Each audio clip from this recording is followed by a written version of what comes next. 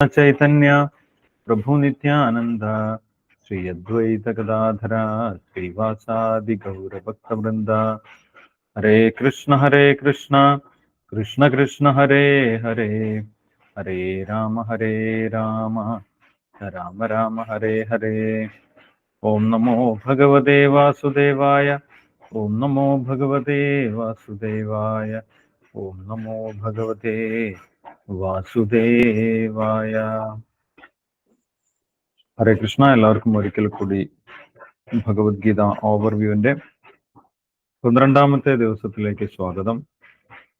കോൺ ഗുരുവായൂരിന്റെ നേതൃത്വത്തിൽ നടക്കുന്ന ഈ ഭഗവത്ഗീത ഓവർവ്യൂവിൽ നമ്മൾ ഓരോ ദിവസവും ഓരോ അധ്യായം ഭഗവത്ഗീത യഥാരൂപം കൃഷ്ണകൃപാമൂർത്തി എസ് ഭക്തിവേദാന്ത സ്വാമി പ്രഭുപാദർ വിവർത്തനവും ഭാവാർത്ഥവും നൽകിയിട്ടുള്ള ഭഗവത്ഗീത യഥാരൂപത്തിനെ അടിസ്ഥാനമാക്കി ഓരോ അധ്യായം നമ്മൾ മനസ്സിലാക്കുന്നു. കഴിഞ്ഞ ദിവസം നമ്മൾ 11ാമത്തെ അധ്യായം വിശ്വരൂപം എന്നുള്ള അധ്യായം ചർച്ച ചെയ്തിട്ടുണ്ടായിരുന്നു. ഭഗവാന്റെ ഭക്തനായതുകൊണ്ട് അർജുനന് എല്ലാവരും ഭഗവാൻ ശ്രീകൃഷ്ണൻ പരമപുരുഷനായിട്ടുള്ള ഭഗവാനാണ്, എല്ലാം ഭഗവാനിൽ നിന്നാണ് ആരംഭിച്ചത്, എല്ലാ ദേവീദേവന്മാരുടെയും ഉറവിടം ഭഗവാനാണ് എന്ന് എല്ലാവർക്കും ബോധ്യപ്പെടുത്തുന്നതിന് വേണ്ടി വിശ്വരൂപം കാണിച്ചു കൊടുക്കാൻ അർജുനൻ ഭഗവാനോട് ആവശ്യപ്പെട്ടു. ഭഗവാൻ ആ സമയത്ത് തന്നെ വിശ്വരൂപം പ്രദർശിപ്പിക്കാൻ തയ്യാറായി. അർജുനന് ദിവ്യമായിട്ടുള്ള വസ്തുക്കൾ നൽകി. അർജുനൻ വിശ്വരൂപം ദർശിച്ചു. പിന്നീട് അർജുനന് ഭയമുണ്ടായി. ആ സമയത്ത് അർജുനന് വിശ്വരൂപത്തിനോട് അത്ര താല്പര്യമുണ്ടായിരുന്നില്ല. വീണ്ടും ഭഗവാന്റെ ചതുർഭുജ നാരായണ രൂപം കാണിച്ചു കൊടുക്കണമെന്ന് അർജുനൻ ആവശ്യപ്പെട്ടു. അങ്ങനെ ചതുർഭുജ നാരായണ രൂപം ഭഗവാൻ കാണിച്ചു കൊടുത്തതിന് ശേഷം ഭഗവാന്റെ ഏറ്റവും സുന്ദരമായിട്ടുള്ള ശ്യാമസുന്ദര രൂപത്തിലേക്ക് ഭഗവാൻ തിരിച്ചു വന്നു. ആ രൂപം കണ്ട സമയത്ത്, ശ്യാമസുന്ദര രൂപം കണ്ട സമയത്ത് അർജുനന് സമാധാനമായി മനസ്സിന്റെ സമനില വീണ്ടെടുക്കാൻ സാധിച്ചു എന്ന് പറഞ്ഞു. അപ്പോൾ ആ രൂപത്തിന്റെ പ്രത്യേകതകളെ കുറിച്ച് ഭഗവാൻ പറഞ്ഞിട്ടുണ്ടായിരുന്നു. ഭഗവാന്റെ ദ്വിഭുജ രൂപം, 2 കൈകളോട് കൂടിയിട്ടുള്ള ആ രൂപമാണ് ഏറ്റവും അപൂർവമായിട്ടുള്ള രൂപം. സുദുർദർശമിതം രൂപം. ഭൗതിക ലോകത്തിൽ ഭഗവാൻ ദ്വിഭുജ രൂപത്തിൽ അവതരിക്കുന്നത്, ഭഗവാൻ ശ്രീകൃഷ്ണന്റെ നേരിട്ടുള്ള രൂപത്തിൽ അവതരിക്കുന്നത് വളരെ വിരളമാണ് എന്ന് ഭഗവാൻ പറഞ്ഞിട്ടുണ്ടായിരുന്നു. അല്ലെ, ബ്രഹ്മാവിന്റെ പകലിൽ ആകെ ഒരു പ്രാവശ്യം മാത്രമാണ് ഭഗവാൻ ശ്രീകൃഷ്ണൻ അവതരിക്കുന്നത്. ബ്രഹ്മാവിന്റെ പകൽ എന്ന് പറഞ്ഞു കഴിഞ്ഞാൽ 1000 ചതുർയുഗങ്ങളാണ്. 1000 ചതുർയുഗങ്ങൾ കൂടുന്ന സമയത്ത് ഒരു സമയത്ത് മാത്രമാണ് ഭഗവാൻ ശ്രീകൃഷ്ണ അവതരിക്കുന്നത്. അതുകൊണ്ട് തന്നെ ഈ ഭൗതിക ലോകത്തിൽ ഭഗവാന്റെ ശ്രീകൃഷ്ണ രൂപം കാണുക എന്നുള്ളത് വളരെ അപൂർവമായിട്ടുള്ള ഒരു കാര്യമാണ്. സുദുർദർശമിതം രൂപം. ദേവ അപ്യസ്യ രൂപസ്യ. ദേവന്മാർ പോലും കാണാൻ കൊതിക്കുന്ന രൂപമാണ് അർജുനൻ കണ്ടുകൊണ്ടിരിക്കുന്ന ഭഗവാൻ ശ്രീകൃഷ്ണന്റെ രൂപം എന്ന് ഭഗവാൻ പറഞ്ഞു കൊടുത്തു. ആ രൂപം ആർക്കാണ് കാണാൻ സാധിക്കുന്നത് എന്നും ഭഗവാൻ പറഞ്ഞിട്ടുണ്ടായിരുന്നു. വേദപഠനം കൊണ്ടോ ദാനം കൊണ്ടോ യജ്ഞം കൊണ്ടോ തപസ്സുകൊണ്ടോ ഒന്നും ഭഗവാന്റെ ദിവ്യമായിട്ടുള്ള രൂപം കാണാൻ സാധിക്കുകയില്ലെന്നും, ഭക്തി കൊണ്ട് മാത്രമേ ഭഗവാന്റെ രൂപം കാണാൻ സാധിക്കുകയുള്ളൂ എന്നും കഴിഞ്ഞ അധ്യായത്തിൽ വിശ്വരൂപ ദർശനത്തിന്റെ അവസാനത്തിൽ ഭഗവാൻ പറഞ്ഞിട്ടുണ്ടായിരുന്നു. എങ്ങനെയാണ് ഭക്തനാകേണ്ടത് എന്നും ഭഗവാൻ പറഞ്ഞിട്ടുണ്ടായിരുന്നു. മത് കർമ്മകൃൻ, ഭഗവാന് വേണ്ടി പ്രവർത്തിക്കുക, ഭഗവാന്റെ സേവകൾ ചെയ്യുക. മത് കർമ്മകൃൻ മത് പരമോ മത് ഭക്ത സംഘവർജിത. ഭഗവാനെ പരമ ലക്ഷ്യമായിട്ട് കണക്കാക്കുക, ഭഗവാന്റെ ഭക്തനാവുക. സംഘവർജിത, അഭക്തന്മാരിൽ നിന്നും വിട്ടുനിൽക്കുക, അഭക്തന്മാരിൽ നിന്നും കേൾക്കാതിരിക്കുക. നിർവൈര സർവഭൂതേഷു യസമാമേതി പാണ്ഡവ. എല്ലാ ജീവജാലങ്ങളോടും സുഹൃദ്ഭാവത്തിൽ ഇരിക്കുക. ഇങ്ങനെയുള്ള ഒരു ഭക്തൻ ഭഗവാന്റെ അടുത്തേക്ക് തിരിച്ചു പോകാൻ യോഗ്യനാണ് എന്ന് ഭഗവാൻ പറഞ്ഞിട്ടുണ്ടായിരുന്നു. അപ്പൊ അങ്ങനെയുള്ള ഭക്തന്മാർക്കാണ് ഭഗവാനെ കാണാൻ സാധിക്കുന്നത്, ഭഗവാന്റെ ദിവ്യമായിട്ടുള്ള രൂപത്തിന്റെ പ്രത്യേകതകൾ മനസ്സിലാക്കാൻ സാധിക്കുന്നത് എന്ന് ഭഗവാൻ പറഞ്ഞിട്ടുണ്ടായിരുന്നു. ആ പറഞ്ഞിട്ടുള്ളത് ഭഗവാന്റെ ശ്രീകൃഷ്ണ രൂപത്തിനെ കുറിച്ചാണ്, വിശ്വരൂപത്തിനെ കുറിച്ചല്ല. കാരണം വിശ്വരൂപം കണ്ട സമയത്ത് അർജുനന് അസ്വസ്ഥതയാണ് ഉണ്ടായത്. അത് അർജുനൻ നേരിട്ട് പറയുന്നുമുണ്ട്. എൻ്റെ മനസ്സിന്റെ സമനില നിലനിർത്താൻ എനിക്ക് സാധിക്കുന്നില്ല. അതുകൊണ്ട് വീണ്ടും അങ്ങയുടെ സുന്ദരമായിട്ടുള്ള ശ്യാമസുന്ദര രൂപമാണ് കാണിച്ചു തരേണ്ടത് എന്ന് അർജുനൻ പറഞ്ഞിട്ടുണ്ടായിരുന്നു.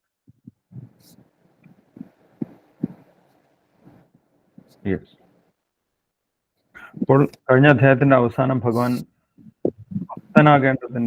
ഭക്തനാകേണ്ടതിന്റെ പ്രാധാന്യം പറഞ്ഞു.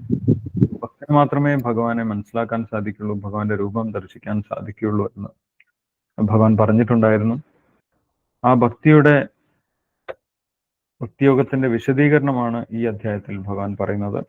12ാമത്തെ അധ്യായത്തിൽ ഭക്തിയോഗം എന്നുള്ള അധ്യായത്തിൽ ഭഗവാൻ ഭക്തിയോഗത്തിന്റെ വ്യത്യസ്തമായിട്ടുള്ള നിലവാരങ്ങളെ കുറിച്ച് പറയുന്നു. എല്ലാ ഭക്തന്മാരും ഒരേ നിലവാരത്തിലുള്ളവരല്ല, വ്യത്യസ്ത നിലവാരത്തിൽ പ്രവർത്തിക്കുന്ന ഭക്തന്മാരുണ്ട്.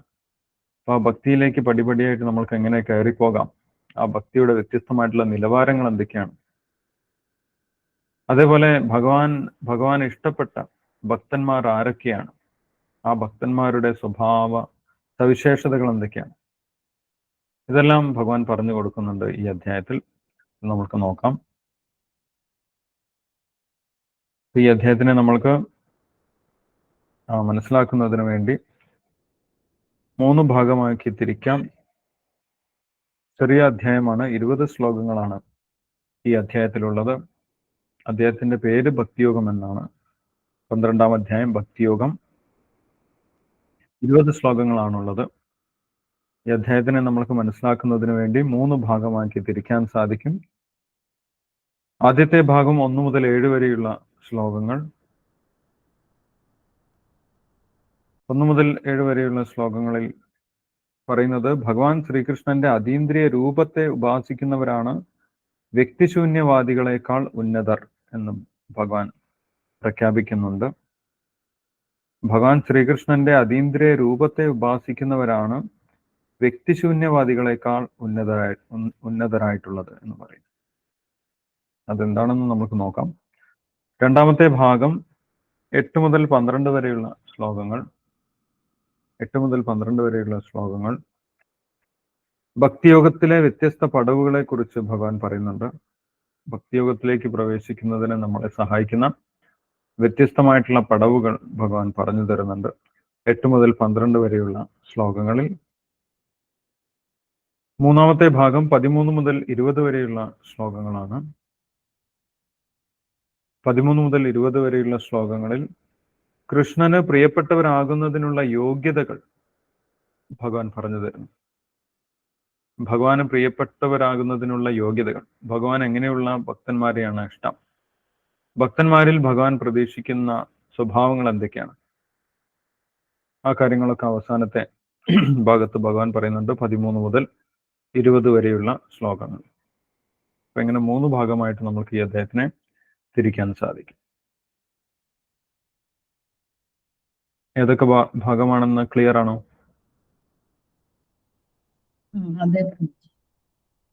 ഓക്കെ, അപ്പൊ നമ്മൾക്ക് ശ്ലോകങ്ങളിലേക്ക് നോക്കാം. ആദ്യത്തെ ശ്ലോകം അർജുനന്റെ ചോദ്യമാണ്. എന്താണ് അർജുനൻ ചോദിക്കുന്നത്? 1ാമത്തെ ശ്ലോകത്തിൽ ഏവം സതതയുക്തായേ ഭക്താസ്ത്വാം പരിഭാസതേ യേ ചാപി അക്ഷരം അവ്യക്തം തേഷാം കേ യോഗവിത്തമ. എന്താണ് അർജുനന്റെ ചോദ്യം? ഏവം സതതയുക്തായേ ഭക്താസ്ത്വാം പരിഭാസതേ യേ ചാപി അക്ഷരം അവ്യക്തം തേഷാം കേ യോഗവിത്തമ. അർജുനൻ ചോദിക്കുകയാണ്, ഭഗവാന്റെ രൂപത്തിനെ നേരിട്ട് ഭക്തിപൂർവം ആരാധിക്കുന്നവരാണോ, അല്ലെങ്കിൽ അവ്യക്ത ബ്രഹ്മത്തെ ഉപാസിക്കുന്നവരാണോ, ആരാണ് കൂടുതൽ ഉയർന്നു നിൽക്കുന്നത്, അല്ലെങ്കിൽ കൂടുതൽ പരിപൂർണത നേടിയിട്ടുള്ളത്? ഇപ്പൊ നമ്മൾ ഈശ്വരനെ കുറിച്ച് വ്യത്യസ്തമായിട്ടുള്ള ചിന്തകൾ നമ്മൾ കേട്ടിട്ടുണ്ട് അല്ലെ. ഈശ്വരന് രൂപമില്ല എന്ന് പറയുന്ന ആളുകളുണ്ട്. ഈശ്വരൻ അവ്യക്തമാണ്, ഈശ്വരന് പ്രത്യേകിച്ചൊരു രൂപമൊന്നുമില്ല എന്ന് പറയുന്ന ആളുകളുണ്ട്. പക്ഷെ ഈശ്വരന്റെ രൂപത്തിനെ ആരാധിക്കുന്ന ആളുകളുമുണ്ട്. ഇതിൽ ആരാണ് ശ്രേഷ്ഠനായിട്ടുള്ളത്? ഭഗവാൻ ശ്രീകൃഷ്ണന്റെ രൂപത്തിനെ ആരാധിക്കുന്ന വ്യക്തികളാണോ, അല്ലെങ്കിൽ ഈശ്വരന് രൂപമൊന്നുമില്ല, ഈശ്വരൻ ബ്രഹ്മമാണ്, പ്രപഞ്ചം മുഴുവൻ നിറഞ്ഞു നിൽക്കുന്ന ഒരു ശക്തിയാണ് എന്ന് പറയുന്ന ആളുകളാണ്? ആരാണ് കൂടുതൽ പുരോഗമിച്ചിട്ടുള്ളത് എന്ന് അർജുനൻ ചോദിക്കും. അർജുനൻ യഥാർത്ഥത്തിൽ ഭഗവാന്റെ രൂപത്തിനെ ആരാധിക്കുന്ന വ്യക്തിയാണ് അല്ലെ. ഭഗവാന്റെ രൂപത്തിനോട് ആകൃഷ്ടനായിട്ടുള്ള ഭഗവാന്റെ സ്വാഭാവിക ഭക്തനാണ് അർജുനൻ. അപ്പൊ തന്റെ ഭക്തി ശരിയായിട്ടുള്ള രീതിയിൽ തന്നെയല്ലേ എന്ന് ഉറപ്പുവരുത്തുന്നതിന് വേണ്ടിയിട്ടാണ് അർജുനൻ ഈ ചോദ്യം ചോദിക്കുന്നത്. എന്താണ് ഭഗവാൻ മറുപടി പറയുന്നത്? രണ്ടാമത്തെ ശ്ലോകത്തിൽ ഭഗവാന്റെ മറുപടിയാണ്.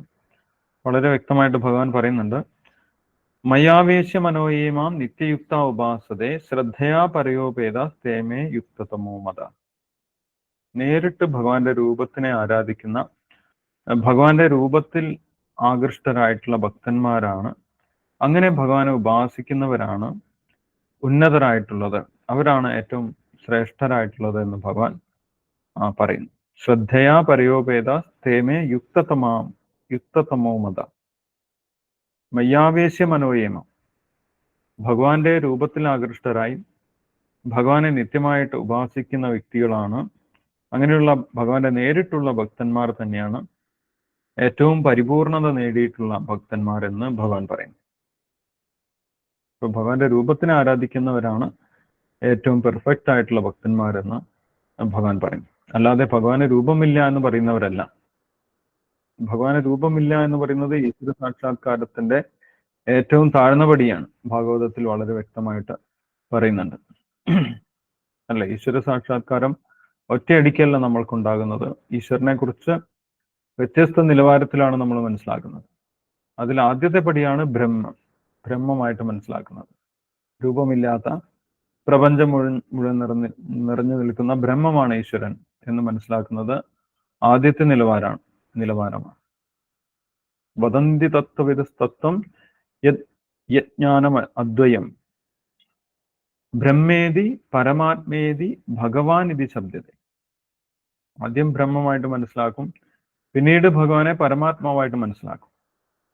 എല്ലാവരുടെയും ഹൃദയത്തിലിരിക്കുന്ന, എല്ലാവർക്കും ജ്ഞാനം പകർന്നു നൽകുന്ന വ്യക്തിയാണ് ഈശ്വരൻ. പരമാത്മാവായിട്ട് ഭഗവാൻ ഈശ്വരൻ എല്ലാവരുടെ ഹൃദയത്തിലുണ്ട് എന്നുള്ളത് അടുത്ത നിലവാരത്തിലുള്ള മനസ്സിലാക്കലാണ്. ഇനി ഏറ്റവും ഉന്നതമായിട്ടുള്ള മനസ്സിലാക്കലാണ്, സാക്ഷാത്കാരമാണ് ഭഗവത് സാക്ഷാത്കാരം.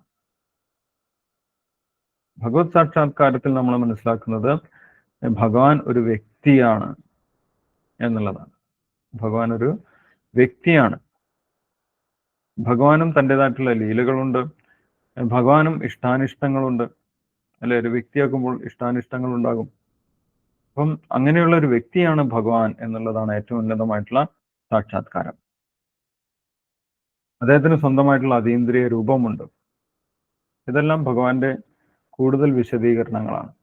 അങ്ങനെ ഭഗവത് സാക്ഷാത്കാരത്തിലെത്തി ഭഗവാന്റെ രൂപത്തിനെ ആരാധിക്കുന്ന വ്യക്തികളാണ് ഏറ്റവും പരിപൂർണത നേടിയിട്ടുള്ളവർ, അല്ലെങ്കിൽ ഭഗവാന്റെ നേരിട്ടുള്ള ഭക്തന്മാർ തന്നെയാണ് ഏറ്റവും പരിപൂർണത നേടിയിട്ടുള്ളവരെന്ന് ഭഗവാൻ ഇവിടെ പറയുന്നുണ്ട്. ഇനി അവ്യക്തത്തെ ആരാധിക്കുന്നവർ, അവരും ഒരുപാട് ജന്മങ്ങളിലൂടെ ഭഗവാനിലേക്ക് എത്തിച്ചേരുമെന്നാണ് പറയുന്നത്. ജ്ഞാനമാർഗത്തിൽ സഞ്ചരിക്കുന്ന ആളുകൾ അവരാദ്യം പറയും ഭഗവാന് രൂപമില്ല, കാരണം രൂപമൊക്കെ എന്താണ്, നാമരൂപ ഗുണങ്ങളൊക്കെ ഭൗതികമാണെന്ന് പറയും. പക്ഷെ ആത്മീയ ലോകത്തിലും നാമവും രൂപവും ഗുണവും ഉണ്ട്. ആത്മീയ ലോകത്തിന്റെ നിഴലാണ് ഭൗതിക ലോകം എന്ന് അവർ മനസ്സിലാക്കുന്നില്ല. എല്ലാ നാമവും എല്ലാ രൂപവും ഭൗതികമാണ് എന്നാണ് അവർ വിചാരിക്കുന്നത്. പക്ഷെ ഭഗവാന്റെ രൂപവും ഭഗവാന്റെ നാമവും ഭൗതികമല്ല എന്ന് അവർക്ക് മനസ്സിലാക്കാൻ സാധിക്കില്ല. എല്ലാ നാമവും രൂപവും ഭൗതികമാണെന്ന് അവർ വിചാരിച്ച് ഭഗവാന്റെ നാമത്തിനെയും ഭഗവാന്റെ രൂപത്തിനെയും അവർക്ക് ഉപാസിക്കാൻ സാധിക്കുന്നില്ല. അപ്പൊ അതുകൊണ്ട് അവ്യക്തമായിട്ടുള്ള ബ്രഹ്മത്തിനെ അവർക്ക് ആരാധിക്കേണ്ടി വരും. പക്ഷെ അത് വളരെ ബുദ്ധിമുട്ടാണ് എന്നാണ് ഭഗവാൻ പറയുന്നത്. 5-ാമത്തെ ശ്ലോകത്തിൽ ആ അവ്യക്ത ഉപാസനയെ കുറിച്ച് ഭഗവാൻ പറയുന്നുണ്ട്. ക്ലേശോ അധികതരസ്ഥേഷാം അവ്യക്താസക്ത ചേതസാം അവ്യക്താഹി ഗതിർ ദുഃഖം ദേഹവദ്ഭിർ അവാപ്യതേ. ക്ലേശോ അധികതരസ്ഥേഷാം, അവ്യക്തത്തെ ഉപാസിക്കുക എന്ന് പറയുന്നത് വളരെ ക്ലേശകരമാണ്, അല്ലെ? രൂപമൊന്നുമില്ലാത്ത ഒന്നിനെ ആരാധിക്കണം എന്ന് പറഞ്ഞു കഴിഞ്ഞാൽ നമ്മൾ എന്തിനാണ് ആരാധിക്കുക? നമ്മൾക്ക് ആരാധിക്കണമെങ്കിൽ ആരാധന ഒരു വ്യക്തിയോടാണ് ഉണ്ടാവുന്നത്, അല്ല? ആ വ്യക്തിയുടെ വിശദമായിട്ടുള്ള വിവരങ്ങൾ നമ്മൾക്ക് അറിയാമെങ്കിൽ സ്വാഭാവികമായിട്ടും ആരാധന ഉണ്ടാകും. ഒരു വ്യക്തിയുടെ വിവരങ്ങൾ നമ്മൾക്ക് അറിയുകയില്ലെങ്കിൽ സ്വാഭാവികമായിട്ടും ആരാധന ഉണ്ടാവുകയില്ല. ഇപ്പൊ ഭക്തന്മാർക്ക് ഭഗവാന്റെ വിശദ വിവരങ്ങൾ, ഭഗവാന്റെ നാമം, ഭഗവാന്റെ രൂപം, ഭഗവാന്റെ ഗുണങ്ങൾ, ഭഗവാന്റെ കർമ്മങ്ങൾ, ഇതിനെക്കുറിച്ച് വിശദമായിട്ട് അറിയുന്നത് കൊണ്ട് ആ ആരാധന എന്താണ്? സ്വാഭാവികമാണ്. സ്വാഭാവികമായിട്ട് ഭഗവാനോട് ആകർഷണം ഉണ്ടാകും. പക്ഷെ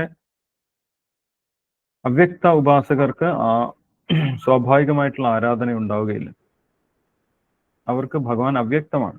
ഭഗവാനെ കുറിച്ചുള്ള രൂപം, ഭഗവാനെ കുറിച്ചുള്ള വിശദ വിവരങ്ങൾ അവർക്ക് അറിയുകയില്ല. അതുകൊണ്ട് അവർക്ക് സ്വാഭാവികമായിട്ടും ഒരു ആരാധന ഭഗവാനോട് ഉണ്ടാകുന്നില്ല. അതുകൊണ്ട് ഭഗവാൻ ഇവിടെ പറയുന്നു, അവ്യക്തത്തെ ഉപാസിക്കുന്നത് വളരെ ബുദ്ധിമുട്ടാണ്. ക്ലേശോ അധികതരസ്ഥേഷാം അവ്യക്താസക്ത ചേതസാം അവ്യക്താഹി ഗതിർ ദുഃഖം ദേഹവത്പിർ അവാപ്യതേ. സാധാരണഗതിയിൽ ഈ അവ്യക്ത ഉപാസനയിൽ പുരോഗതി ഉണ്ടാവുക എന്ന് പറഞ്ഞു കഴിഞ്ഞാൽ വളരെ ബുദ്ധിമുട്ടാണ്. അവർക്ക് ദുഃഖം ആണ് ഉണ്ടാവുന്നത്. അവർക്കൊരു സന്തോഷത്തോടുകൂടി ഭക്തി അല്ലെങ്കിൽ സന്തോഷത്തോടുകൂടി സേവനം ചെയ്യാൻ സാധിക്കുന്നില്ല. കാരണം ഭഗവാൻ ഒരു വ്യക്തിയാണെന്ന് മനസ്സിലാക്കാത്തിടത്തോളം കാലം നമ്മൾക്ക് സന്തോഷപൂർവ്വം ഭഗവാന്റെ സേവനം ചെയ്യാൻ സാധിക്കില്ല. അപ്പോൾ അവർ വീണ്ടും ഭൗതികമായിട്ടുള്ള കർമ്മങ്ങളിലേക്ക് വീണു പോകാനുള്ള സാധ്യത വളരെ കൂടുതലാണ്. അല്ലെ? നേരത്തെയും ഭഗവാൻ പറയുന്നുണ്ട്, സന്യാസസ്തു മഹാബാഹോ ദുഃഖമാപ്തും അയോഗ്യത. ഭഗവാന്റെ സേവനത്തിലേക്ക് വന്നിട്ടില്ലെങ്കിൽ വീണ്ടും ദുഃഖം എന്ന് പറഞ്ഞു കഴിഞ്ഞാൽ ഭൗതിക കർമ്മങ്ങൾ സ്വീകരിക്കേണ്ടി വരുമെന്നാണ് അർത്ഥം. ഭൗതിക കർമ്മങ്ങളെയാണ് ദുഃഖം എന്ന് പറയുന്നത്, അല്ലെ? പുണ്യകർമ്മങ്ങൾ എന്നൊക്കെ പറയുന്ന കർമ്മങ്ങൾ. ഇപ്പൊ സന്യാസം സ്വീകരിച്ചാൽ പോലും ചില ആളുകൾ പുണ്യകർമ്മങ്ങളിലേക്ക്, ഭൗതിക കർമ്മങ്ങളിലേക്ക് വരുന്നതായിട്ട് കാണാൻ സാധിക്കും. അവരുടെ സ്കൂളുകൾ ഉണ്ടാക്കുക, ആശുപത്രികൾ ഉണ്ടാക്കുക, അന്നദാനം ചെയ്യുക, ഇങ്ങനെയുള്ള ഭൗതിക കർമ്മങ്ങളിലേക്ക് വീണ്ടും വരുന്നതായിട്ട് കാണാൻ സാധിക്കും. കാരണം അവർക്ക് ഈശ്വര കർമ്മങ്ങളിൽ, ഭഗവാന്റെ സേവനങ്ങളിൽ രുചി കിട്ടുന്നില്ല. അപ്പൊ അതുകൊണ്ട് അത് ദുഃഖമാണ് എന്ന് പറയും. ഭഗവാനെ അവ്യക്തമായിട്ട് കരുതി ആരാധിക്കുന്നത് വളരെ ദുഃഖകരമായിട്ടുള്ള വഴിയാണ്. അതിൽ പുരോഗതി നേടാനും വലിയ ബുദ്ധിമുട്ടാണ് എന്ന് പറയും. പക്ഷെ ഒരുപാട് ജന്മങ്ങളുടെ കഠിന പ്രയത്നത്തിന് ശേഷം അവർക്ക് മനസ്സിലാവും ഭഗവാന് രൂപമുണ്ടെന്ന്. ബഹൂനാം ജന്മനാം അന്തേ ജ്ഞാനവാൻ മാം പ്രപദ്യതേ വാസുദേവ സർവമിതി സമഹാത്മാ സുദുർലഭ. ജ്ഞാനമാർഗത്തിൽ ഒരുപാട് ജന്മങ്ങൾ സഞ്ചരിക്കുന്ന സമയത്ത്, അവരുടെ മനസ്സ് ശുദ്ധമാകുന്ന സമയത്ത് അവർക്ക് ഭഗവാൻ ശ്രീകൃഷ്ണന്റെ രൂപം അതീന്ദ്രിയമാണ് എന്നുള്ള കാര്യം, ഭഗവാന്റെ നാമം അതീന്ദ്രിയമാണ് എന്ന് മനസ്സിലാക്കാൻ സാധിക്കും. അങ്ങനെ അവർ വീണ്ടും ഭഗവാനെ ആരാധിക്കാൻ ആരംഭിക്കുകയാണ് ചെയ്യുന്നത്. അതിന് കുറെ സമയമെടുക്കുമെന്നാണ് ഇവിടെ ഭഗവാൻ പറയുന്നത്. ഇനി 6-7 ശ്ലോകങ്ങളിൽ നേരിട്ട് ഭഗവാനെ ആരാധിക്കുന്ന ഭക്തന്മാരെ കുറിച്ചാണ് പറയുന്നത്. ഏതു സർവാണി കർമാണി മയി സന്യസ്യ മത്പര അനന്യേനൈവ യോഗേന മാം ധ്യായന്ത ഉപാസതേ തേഷാമഹം സമുദ്ധർദ മൃത്യു സംസാര സാഗരാത് ഭവാമിന ചിരാത് പാർത്ഥ മയ്യാവേശിത ചേതസാം. ഭഗവാനെ പൂർണ്ണമായിട്ട് ആശ്രയിച്ച്, ഭഗവാനിൽ ആകൃഷ്ടനായി, ഭഗവാന് വേണ്ടി ഭൗതിക താല്പര്യങ്ങളെല്ലാം ഉപേക്ഷിച്ച്, മൈ സന്യസ്യ മത്പര അനന്യേനൈവ യോഗേന, ഭക്തിയോഗത്തിലൂടെ ഭഗവാനെ നിത്യമായിട്ട് ഉപാസിക്കുന്ന വ്യക്തികൾ, അവർക്ക് എന്ത് സംഭവിക്കുമെന്നാണ് പറയുന്നത്? തേഷാമഹം സമുദ്ധർദ മൃത്യു സംസാര സാഗരാത്. അവരെ നേരിട്ട് ഭഗവാൻ തന്നെ മോചനത്തിലേക്ക് കൊണ്ടുപോകുമെന്നാണ് പറയുന്നത്. മോചനമാർഗത്തിൽ അവരെ പെട്ടെന്ന് തന്നെ മോചിപ്പിക്കും. ഈ ഭൗതിക ദുഃഖങ്ങളിൽ നിന്ന് ഭഗവാൻ പെട്ടെന്ന് തന്നെ മോചിപ്പിച്ച് ഭഗവാന്റെ അടുത്തേക്ക് തിരിച്ചു കൊണ്ടു. ഭഗവാനെ നേരിട്ട് ഭഗവാന്റെ രൂപത്തിൽ ആകൃഷ്ടരായി തുടർച്ചയായിട്ട് ഭഗവാനെ സേവിക്കുന്ന ഭക്തന്മാരെ പെട്ടെന്ന് തന്നെ ഭഗവാൻ മോചിപ്പിച്ച് ഭഗവാന്റെ അടുത്തേക്ക് തിരിച്ചു കൊണ്ടുപോകുമെന്നാണ് പറയുന്നത്. തേഷാമഹം സമുദ്ധൃത മൃത്യു സംസാര സാഗരാത്. അവർക്ക് പിന്നെ പുനർജന്മം എടുക്കേണ്ട ആവശ്യമില്ല, വീണ്ടും ഭൗതിക ശരീരം സ്വീകരിക്കേണ്ട ആവശ്യമില്ല എന്നാണ് പറയുന്നത്. ഇവിടെ ഭഗവാൻ നിർദ്ദേശിക്കുന്നത് മറ്റ് ഭഗവാനെ കുറിച്ചുള്ള ബ്രഹ്മം എന്നുള്ള ചിന്തയിലൊന്നും പെട്ടുപോകാതെ നേരിട്ടുള്ള ഭഗവാന്റെ രൂപത്തിനെ ആരാധിക്കുന്നതാണ് ഏറ്റവും ഉത്തമമെന്നാണ് ഭഗവാൻ ഇവിടെ നിർദ്ദേശിക്കുന്നത്. അപ്പോൾ അങ്ങനെയുള്ള ഭക്തന്മാർ ഭക്തിയിലേക്ക് പ്രവേശിക്കുന്നതിന് വ്യത്യസ്തമായിട്ടുള്ള പടികൾ ഭഗവാൻ പറഞ്ഞു തരുന്നുണ്ട്. ഏറ്റവും ഉത്തമമായിട്ടുള്ള ഭക്തിയെ കുറിച്ച് പറയുന്നുണ്ട്. അതിനുശേഷം വ്യത്യസ്ത നിലവാരത്തിലുള്ള ഭക്തികളെ കുറിച്ച് പറയുന്നുണ്ട്. ഇനി ഭക്തിയിലേക്ക് പ്രവേശിക്കാനുള്ള മാർഗങ്ങളെ കുറിച്ചും ഭഗവാൻ അടുത്ത ശ്ലോകങ്ങളിൽ പറയുന്നുണ്ട്. ഏറ്റവും ഉത്തമമായിട്ടുള്ള ഭക്തിയെ കുറിച്ചാണ് ഭഗവാൻ 8ാമത്തെ ശ്ലോകത്തിൽ പറയുന്നത്. മയ്യേവ മന ആധത്സ്വ മയി ബുദ്ധി നിവേശയ നിവസിഷ്യസി മയ്യേവ അധ ഊർധം ന സംശയം. മയ്യേവ മന ആധത്സ്വ മയി ബുദ്ധി നിവേശയ. തുടർച്ചയായിട്ട് ഭഗവാനെ കുറിച്ച് ചിന്തിച്ച്, ഭഗവാന്റെ സേവനങ്ങളെ കുറിച്ച് ചിന്തിച്ച് ഭഗവാന്റെ സേവനം ചെയ്തുകൊണ്ടിരിക്കുന്ന വ്യക്തി, അതാണ് ഏറ്റവും ഉത്തമമായിട്ടുള്ള ഭക്തി എന്ന് ഭഗവാൻ ഇവിടെ പറയുന്നു. മയേവ അത് ഊർധം എന്ന സംശയം. ആ വ്യക്തി എപ്പോഴും ഭഗവാനിൽ തന്നെയാണ് വാഴുന്നത് എന്ന് പറയുന്നു. അപ്പൊ സ്വാഭാവികമായിട്ട് ഭഗവാനോട് ആകർഷണമുള്ള വ്യക്തികൾ, ശുദ്ധഭക്തന്മാർ, അവര് വേറെ എന്തെങ്കിലും നേട്ടത്തിന് വേണ്ടിയിട്ടല്ല ഭക്തിയിലേക്ക് വരുന്നത്. സ്വാഭാവികമായിട്ട് അവർക്ക് ഭഗവാനെ ഇഷ്ടമാണ്, ഭഗവാനെ കുറിച്ച് കേൾക്കുന്നത് ഇഷ്ടമാണ്, ഭഗവാനെ കുറിച്ച് ചിന്തിച്ചു കൊണ്ടിരിക്കുക എന്നുള്ളതാണ് അവർ ചെയ്യുന്നത്. ഭഗവാന്റെ സേവനം അവർ സ്വാഭാവികമായിട്ട് ചെയ്യുന്നതാണ്. അവർക്ക് മറ്റൊന്നും ചെയ്യാൻ താല്പര്യമില്ല, മറ്റൊന്നും ചെയ്യാൻ അവർക്ക് സാധിക്കുകയുമില്ല. അങ്ങനെയുള്ള ശുദ്ധഭക്തന്മാർ, അത് വളരെ ഉയർന്ന നിലവാരത്തിലുള്ളതാണ്. നമ്മൾക്ക് കൃത്രിമമായിട്ട് അതിനെ അനുകരിക്കാൻ സാധിക്കില്ല, അല്ലെ? നമ്മൾ സാധാരണഗതിയിൽ എപ്പോഴും ചിന്തിക്കുന്നത് ഭഗവാനെ കുറിച്ചല്ല, അല്ലെ? നമ്മൾ ഭൗതിക വിഷയങ്ങളൊക്കെ ചിന്തിക്കുന്നതിന്റെ ഇടയ്ക്ക് എപ്പോഴെങ്കിലുമൊക്കെയാണ് ഭഗവാനെ കുറിച്ച് ചിന്തിക്കുന്നത്. പ്രത്യേകിച്ച് എന്തെങ്കിലും പ്രശ്നങ്ങൾ വരുന്ന സമയത്താണ് നമ്മൾ ഭഗവാനെ കുറിച്ച് ചിന്തിക്കുന്നത്. എന്താണ് ഭഗവാനെ എനിക്ക് ഇങ്ങനെ പറ്റിയത് എന്ന് ചോദിച്ചുകൊണ്ട് നമ്മൾ ഭഗവാന്റെ അടുത്തേക്ക് വരും. അതുവരെ നമ്മൾ ഭഗവാനെ കുറിച്ചല്ല ചിന്തിക്കുന്നത്. പക്ഷെ അങ്ങനെയുള്ള നമ്മളെ കുറിച്ചല്ല ഇവിടെ ഭഗവാൻ പറയുന്നത്. തുടർച്ചയായിട്ട് ഭഗവാനെ കുറിച്ച് മാത്രം സ്വാഭാവികമായിട്ട് ചിന്തിക്കുകയും ഭഗവാന് വേണ്ടി മാത്രം പ്രവർത്തിക്കുകയും ചെയ്യുന്ന ശുദ്ധഭക്തന്മാരെ കുറിച്ചാണ് ഭഗവാൻ ഇവിടെ പറയുന്നത്. അതാണ് ഏറ്റവും ഉത്തമമായിട്ടുള്ള ഭക്തി എന്നാണ് പറയുന്നത്. പക്ഷെ ചിലപ്പോൾ നമ്മൾക്ക് ഒറ്റയടിക്ക് ആ ഉത്തമ ഭക്തിയിലേക്ക് എത്താൻ സാധിച്ചു എന്ന് വരില്ല. സാധാരണഗതിയിൽ അത് അത്ര എളുപ്പവുമല്ല. അതുകൊണ്ട് ഭഗവാൻ അതിന്റെ തൊട്ടടുത്ത സ്റ്റെപ്പിനെ കുറിച്ച്, താഴത്തെ സ്റ്റെപ്പിനെ കുറിച്ച് 9ാമത്തെ ശ്ലോകത്തിൽ പറയുന്നു. അധചിത്തം സമാധാതും ന ശക്നോഷി മയി സ്ഥിരം അഭ്യാസയോഗേന തതോ മാമിച്ചാപ്തും ധനഞ്ജയം. അങ്ങനെ തുടർച്ചയായിട്ട് നമ്മൾക്ക് നമ്മുടെ മനസ്സിനെ ഭഗവാന്റെ ചിന്തയിൽ ഉറപ്പിച്ചു നിർത്താൻ സാധിക്കുന്നില്ലെങ്കിൽ എന്ത് ചെയ്യണം? നമ്മൾ കുറച്ച് ബലം പ്രയോഗിച്ച് നിയമപ്രകാരം, ഒരു നിയമം എന്നുള്ള നിലയിൽ ഞാൻ ഭഗവാന്റെ ഭക്തി സേവനങ്ങളൊക്കെ ചെയ്യും എന്ന് തീരുമാനമെടുക്കണം. എന്നിട്ട് നമ്മൾക്ക് ഇഷ്ടമില്ലെങ്കിൽ പോലും നമ്മളത് പ്രാക്ടീസ് ചെയ്യാൻ ശ്രമിക്കണം. അതാണ് ഇവിടെ ഭഗവാൻ പറഞ്ഞത് അഭ്യാസയോഗേന. നമ്മൾ പ്രാക്ടീസ് ചെയ്യണം, മനസ്സിനെ കൊണ്ട് അത് പരിശീലിപ്പിക്കണം, ഭക്തി പരിശീലിപ്പിക്കണം. അപ്പൊ ഭൗതികമായിട്ട് ചിന്തിക്കുന്ന മനസ്സിന് ഒരിക്കലും ഭക്തി ഇഷ്ടമല്ല, ഭഗവാനെ കുറിച്ച് കേൾക്കുന്നത് ഇഷ്ടമല്ല, ഭഗവാന്റെ നാമം ജപിക്കുന്നത് ഇഷ്ടമല്ല, ഭഗവാനെ കുറിച്ച് വായിക്കുന്നത് ഇഷ്ടമല്ല, ഭഗവാന് സേവനം ചെയ്യുന്നതൊന്നും ഇഷ്ടമല്ല. പക്ഷെ ഇഷ്ടമല്ലെങ്കിൽ പോലും നമ്മൾ നിർബന്ധപൂർവം നമ്മുടെ മനസ്സിനെ കൊണ്ട് ചെയ്യിപ്പിക്കണം. അതിനാണ് ഭഗവാൻ അഭ്യാസം എന്ന് പറഞ്ഞത്. അഭ്യാസയോഗയുക്ത, ഒരു നിയമം എന്നുള്ള കണക്കിന് നമ്മളത് തുടങ്ങണം. അങ്ങനെ പ്രാക്ടീസ് ചെയ്യുന്ന സമയത്ത് പിന്നീട് മനസ്സ് അത് ചെയ്യാൻ പ്രാപ്തമായിക്കോളും. സ്വാഭാവികമായിട്ട് പിന്നീട് അത് ചെയ്യാൻ തുടങ്ങും, അല്ലെ? ഏതുപോലെയാണ് ചില കുട്ടികൾക്ക്, വികൃതികളായിട്ടുള്ള കുട്ടികൾക്ക് കുളിക്കാൻ ഇഷ്ടമല്ല. അങ്ങനെയാണെങ്കിൽ അമ്മമാർ ഒരിക്കലും പറയുന്നില്ല അങ്ങനെയാണെങ്കിൽ നീ ജീവിതകാലം മുഴുവൻ കുളിക്കാതെ തന്നെ ഇരുന്നോളൂ എന്ന് പറയുന്നില്ല. ആദ്യമൊക്കെ ആ കുട്ടിയെ നിർബന്ധപൂർവം പിടിച്ചു കൊണ്ടുപോയി കുളിക്കേണ്ടി വരും. ആ കുട്ടി വലിയ ബഹളം ഒക്കെ ഉണ്ടാക്കും, കരയും, വലിയ പ്രശ്നമുണ്ടാക്കും. പക്ഷെ എന്ന് വെച്ചിട്ട് കുളിപ്പിക്കാതിരിക്കുന്നില്ല. അങ്ങനെ കുറച്ച് കാലം പ്രാക്ടീസ് ചെയ്യിപ്പിച്ചു കഴിഞ്ഞാൽ പിന്നീട് ഇത് കുളിക്കുന്നത് സ്വാഭാവികമായിട്ട് മാറും. പിന്നീട് ആ കുട്ടി സ്വന്തമായിട്ട് കുളിക്കാൻ തുടങ്ങുകയാണ് ചെയ്യുക. അപ്പൊ അങ്ങനെ നിർബന്ധപൂർവ്വം നമ്മളെ മനസ്സിനെ കൊണ്ട് ഒരു നിയമം എന്നുള്ള നിലയിൽ ഭക്തി പ്രാക്ടീസ് ചെയ്യണം എന്നാണ് പറയുന്നത്. ചിലപ്പോൾ നമ്മൾക്ക് ആദ്യമൊന്നും ഇഷ്ടമല്ലെങ്കിൽ പോലും ആ ഭക്തി പ്രാക്ടീസ് ചെയ്യാം. എങ്ങനെയാണ് ഭക്തി പ്രാക്ടീസ് ചെയ്യുന്നത്? അതിനാണ് സാധനാ ഭക്തി എന്ന് പറയുന്നത്. സാധന നേരത്തത് രാഗാനുക ഭക്തിയാണ്. സ്വാഭാവികമായിട്ടും ഭഗവാന്റെ ഭക്തി മാത്രമേ അവർ ചെയ്യുകയുള്ളൂ. ശുദ്ധഭക്തന്മാർ ഭൗതികമായിട്ടുള്ള പ്രവർത്തനങ്ങളല്ല അവർ ചെയ്യുന്നത്. എപ്പോഴും ഭഗവാന്റെ ഭക്തി ചെയ്യുന്ന ആളുകളാണ്. അത് വളരെ ഉയർന്ന നിലവാരമാണ്. സാധാരണഗതിയിൽ ആളുകൾ അത്ര താല്പര്യമില്ലെങ്കിൽ പോലും സാധനാ ഭക്തി പ്രാക്ടീസ് ചെയ്യണം.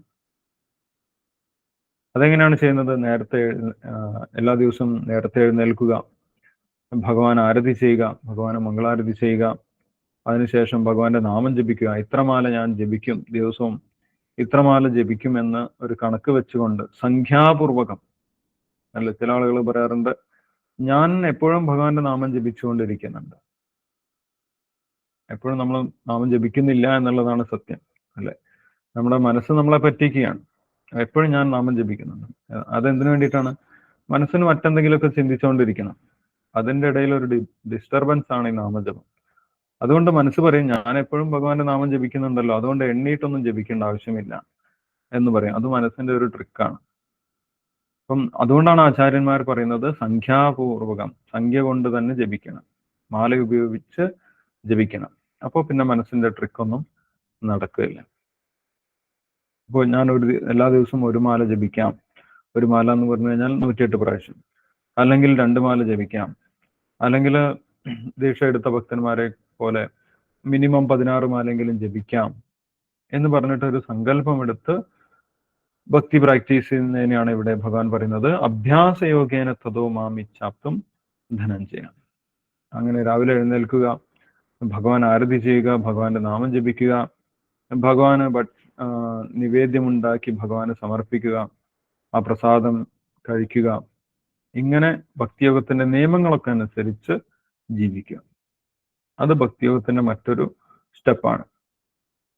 ഇനി അതും സാധിക്കുന്നില്ലെങ്കിൽ, ഭഗവാൻ ആരെയും ഒഴിവാക്കുന്നില്ല, ഇനി അതും സാധിക്കാത്തവരുണ്ടാവും, അല്ലെ? ഭക്തിയോഗത്തിന്റെ നിയമ നിബന്ധനകളൊക്കെ പെട്ടെന്ന് അനുസരിക്കാൻ ബുദ്ധിമുട്ടുള്ള ആളുകളുണ്ടാവും.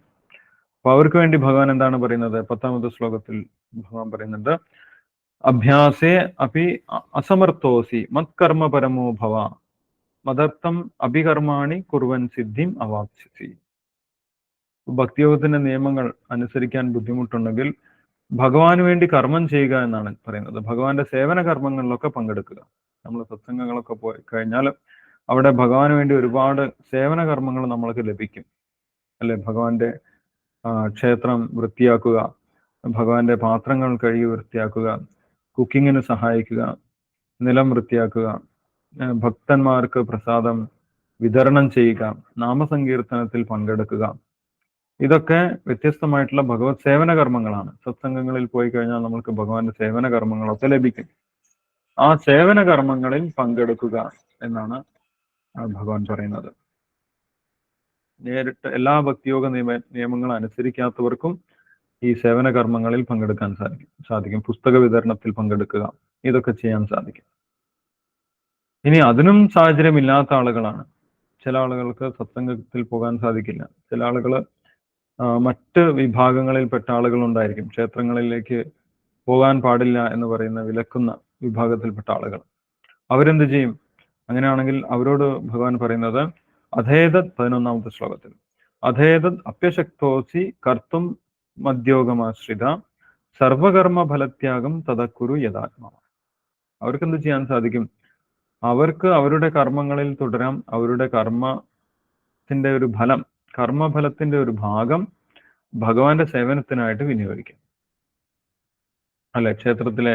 ഭഗവാന്റെ ക്ഷേത്രത്തിലെ സേവനങ്ങൾക്ക് വേണ്ടിയിട്ട് ഞാൻ ചെയ്ത കർമ്മത്തിന്റെ ഒരു ഫലം ഭഗവാന് കൊടുക്കും എന്ന് പറഞ്ഞിട്ട് കർമ്മഫലം കൊടുക്കുക. അത് ഭക്തിയിലേക്ക് പ്രവേശിക്കുന്നതിനുള്ള ഒരു ഇൻഡയറക്റ്റ് ആയിട്ടുള്ള മെത്തേഡാണ്. നേരിട്ട് ഭക്തി ചെയ്യാൻ സാധിക്കാത്തവർക്ക് വേണ്ടിയിട്ടാണ് ഈ കാര്യങ്ങൾ പറയുന്നത്. അപ്പം തൻ്റെ ഒരു കർമ്മഫലത്തിന്റെ ഭാഗം ഭഗവാന് സമർപ്പിക്കുക എന്ന് പറയും. ഇനി അതിനും സാധിക്കാത്തവരാണെങ്കിൽ ഈ കർമ്മഫലം സമർപ്പിക്കണമെങ്കിൽ കുറച്ച് വിശ്വാസം ഉണ്ടായിരിക്കണം, അല്ലെ? അല്ലെങ്കിൽ അവർ വിചാരിക്കും ഞാൻ ക്ഷേത്രത്തിലേക്ക് കൊടുത്തു കഴിഞ്ഞാൽ, ഭഗവാന് കൊടുത്തു കഴിഞ്ഞാൽ അതൊക്കെ നഷ്ടമായി പോവില്ലേ എന്ന് ചിന്തിക്കുന്നവർക്ക് ആ കർമ്മഫലം ത്യജിക്കാൻ സാധിക്കുകയില്ല. അവർ മറ്റുള്ള കാര്യങ്ങൾക്ക് വേണ്ടിയിട്ടാണ് ആ കർമ്മഫലം ഉപയോഗിക്കുക. അവരുടെ സ്വന്തം ഇന്ദ്രിയ തൃപ്തിക്ക് വേണ്ടി മാത്രമേ അവർക്ക് ആ കർമ്മഫലം ഉപയോഗിക്കാൻ സാധിക്കുകയുള്ളൂ. ഭഗവാന്റെ സേവനത്തിന് വേണ്ടി ഉപയോഗിക്കാൻ സാധിക്കില്ല. അതിനെന്ത് വേണം? ഭഗവാനിൽ വിശ്വാസം ഉണ്ടായിരിക്കണം. ഇനി ആ ഭഗവാനിൽ വിശ്വാസം ഇല്ലാത്തവർക്കാണെങ്കിൽ ഭഗവാനെ കുറിച്ചുള്ള വിശ്വാസം ആർജിക്കുന്നതിന് വേണ്ടി ഭഗവാനെ കുറിച്ചുള്ള ജ്ഞാനം ആർജിക്കുക എന്നാണ് ഭഗവാൻ പറയുന്നത്. 12ാമത്തെ ശ്ലോകത്തിൽ ഭഗവാൻ പറയുന്നു, ശ്രേയോഹി ജ്ഞാനമഭ്യാസാ ജ്ഞാനാധ്യാനം വിശിഷ്യതേ. ഭഗവാനെ കുറിച്ച് കേൾക്കുക. ഭഗവാനെ കുറിച്ച് ആധികാരികമായിട്ട് കേൾക്കുന്നതിലൂടെയാണ് ഭഗവാനെ കുറിച്ചുള്ള ജ്ഞാനം ഉണ്ടാകുന്നത്. ഭക്തന്മാരിൽ നിന്ന് ഭഗവാനെ കുറിച്ച് കേൾക്കുന്നതിലൂടെ, ഭഗവത്ഗീത ഭാഗവതം വായിക്കുന്നതിലൂടെ ഭഗവാനെ കുറിച്ചുള്ള ജ്ഞാനം ഉണ്ടാകും. അങ്ങനെ ഭഗവാനിൽ വിശ്വാസം ഉണ്ടാകും. അങ്ങനെ നമ്മൾക്ക് കർമ്മഫലം ഭഗവാന് വേണ്ടി ഉപയോഗിക്കാൻ സാധിക്കും. അങ്ങനെ ഭഗവാനിൽ വിശ്വാസം ഉറയ്ക്കുമെന്നാണ് ഇവിടെ പറയുന്നത്. ശ്രേയോഹി ജ്ഞാനമഭ്യാസ ജ്ഞാനാധ്യാനം വിശിഷ്യത. ഭഗവാനെ കുറിച്ച് ജ്ഞാനം എത്രത്തോളം നമ്മൾ ജ്ഞാനം ആർജിക്കുന്നോ അത്രത്തോളം കൂടുതൽ ഭഗവാനിൽ വിശ്വാസം നമ്മൾക്ക് ഉണ്ടാവുകയാണ് ചെയ്യുന്നത്. അതിനു വേണ്ടിയിട്ടാണ് നമ്മൾ ഭഗവത്ഗീത ഭാഗവതം ഒക്കെ ശ്രവിക്കുന്നത്. അപ്പൊ ഇത്രയും സ്റ്റെപ്പുകൾ ഭഗവാൻ ഭക്തിയോഗത്തിലേക്ക് പ്രവേശിക്കുന്നതിന് വേണ്ടി പറഞ്ഞു തന്നു. ആദ്യം ഉത്തമ ഭക്തിയെ കുറിച്ച് പറഞ്ഞു.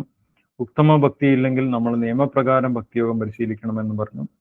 നിയമപ്രകാരം ഭക്തിയോഗത്തിന്റെ നിയമങ്ങൾ പരിശീലിക്കാൻ സാധിച്ചിട്ടില്ലെങ്കിൽ ഭഗവാന് വേണ്ടി കർമ്മങ്ങളിൽ, ഭഗവത് സേവന കർമ്മങ്ങളിൽ പങ്കെടുക്കണമെന്ന് പറഞ്ഞു. ഭഗവത് സേവനങ്ങളിൽ പങ്കെടുക്കാൻ കഴിയാത്തവർക്ക് സ്വന്തം കർമ്മഫലങ്ങൾ ഭഗവാന്റെ സേവനത്തിനായിട്ട് ഉപയോഗിക്കണമെന്ന് പറഞ്ഞു. ആ കർമ്മഫലങ്ങൾ ഉപയോഗിക്കുന്നതിൽ വിശ്വാസമില്ലാത്തവർക്ക് ഭഗവാനെ കുറിച്ചുള്ള ജ്ഞാനം ആർജിക്കണമെന്നും ഭഗവാൻ നിർദ്ദേശിച്ചു. ഇങ്ങനെ വ്യത്യസ്തമായിട്ടുള്ള പടികളിലൂടെ നമ്മൾക്ക് ഭക്തിയോഗത്തിൽ പുരോഗമിക്കാൻ സാധിക്കും എന്ന് ഭഗവാൻ 12 വരെയുള്ള ശ്ലോകങ്ങളിൽ പറഞ്ഞു. ഇനി 13 മുതൽ 20 വരെയുള്ള ശ്ലോകങ്ങളിൽ ഭഗവത് ഭക്തന്മാർക്ക് ഉണ്ടായിരിക്കേണ്ട ഭഗവാൻ പ്രതീക്ഷിക്കുന്ന സ്വഭാവ സവിശേഷതകളാണ്. എങ്ങനെയുള്ള ഭക്തന്മാരെയാണ് ഭഗവാന് കൂടുതൽ ഇഷ്ടം എന്ന് ഭഗവാൻ ഇവിടെ പറയുന്നുണ്ട്, അല്ലെ? അത് എന്തൊക്കെയാണെന്ന് നമുക്ക് നോക്കാം. എല്ലാ ക്വാളിറ്റീസും വളരെ ഡീറ്റെയിൽ ആയിട്ട് നമ്മൾ മനസ്സിലാക്കേണ്ടതാണ്. ഡീറ്റെയിൽ ആയിട്ട് നമുക്ക് ഈ സെക്ഷനിൽ, ഓവർവ്യൂ സെക്ഷനിൽ ഡീറ്റെയിൽ ആയിട്ട് ഡിസ്കസ് ചെയ്യാൻ സാധിക്കില്ല. എന്നാലും നമ്മൾക്ക് ഒന്ന് ഏകദേശം നോക്കാം. 13ാമത്തെ ശ്ലോകത്തിൽ ഭഗവാൻ പറയുന്നു, അദ്വേഷ്ട സർവഭൂതാനാം മൈത്ര കരുണ ഏവച നിർമ്മമോ നിരഹങ്കാര സമദുഃഖ സുഖക്ഷമി. അദ്വേഷ്ട സർവഭൂതാനാം, ഒരു ജീവജാലങ്ങളോടും അസൂയയില്ലാത്തവനായിരിക്കുന്നവനെയാണ് ഭഗവാന് ഇഷ്ടം.